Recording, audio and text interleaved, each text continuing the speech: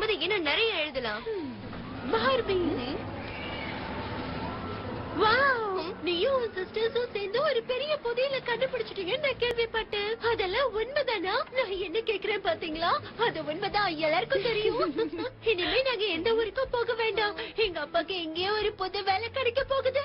அதுக்கப்புறம் நாங்க எல்லாரும் ஃபேமிலியா இங்கதான் இருக்க போறோம். நாம தெரிய வேண்டாம். இன்னைக்கு நம்ம கிளம்ப போறோம். அப்புறம் எப்படி ஒண்ணா இருப்பாங்க? என்னுடைய சம்மர் ஃபன் லிஸ்ட்ல ஒண்ணே ஒண்ணு மிஸ் ஆயிடுச்சு. அது என்னன்னு தெரியும்ல? இதுதான், வா போலாம். நாளைக்கு நாங்க இங்க இருந்து கிளம்பி போறோங்கிறது எனக்கு ரொம்ப கஷ்டமா இருக்கு. நான் உங்க எல்லாரையும் மிஸ் பண்ண போறேன் ஹனி. ஒரு முக்கியமான விஷயம் சொல்லட்டுமா? பப்பீஸ் வளர்ந்து பெருசாயிடுச்சு. சோ நிச்சயமா என்னால எல்லாத்தையும் பாத்துக்க முடியாது. அப்ப நம்ம இதை எடுத்துட்டு போலாமா? தாராளமா. இனிமே நீங்களும் எங்க ஃபேமிலி தான்.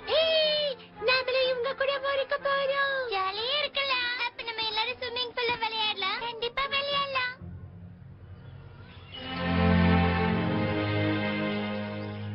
உன் பங்குக்கான புதையல கண்டிப்பா நீ ஒளிச்சு வைக்க நினைக்கிறியா? ஆமா, ஃபவுண்டர்ஸ் இந்த ஊர்ல நம்பர் மாதிரி ஏதாவது ஒரு விஷயம் இருக்கணும்னு நினைச்சாங்க.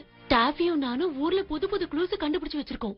அப்படின்னா உங்களோட கடைசி க்ளூ எப்படி கண்டுபிடிக்கணும்? அது அடுத்த சம்மர்ல தான் சொல்லுவோம். இந்த மாதிரி மறைச்சு வச்சாங்கன்னா இந்த டவுன்ல எவ்வளவோ புதையல் கிடைக்கும். யாரா இருந்தாலும் விடாமுயற்சி செஞ்சா அவங்க நிச்சயமா வெற்றி பெறுவாங்க. ஹே, வெயிட் பண்ணுங்க, நானும் வரேன். TamilRockers.com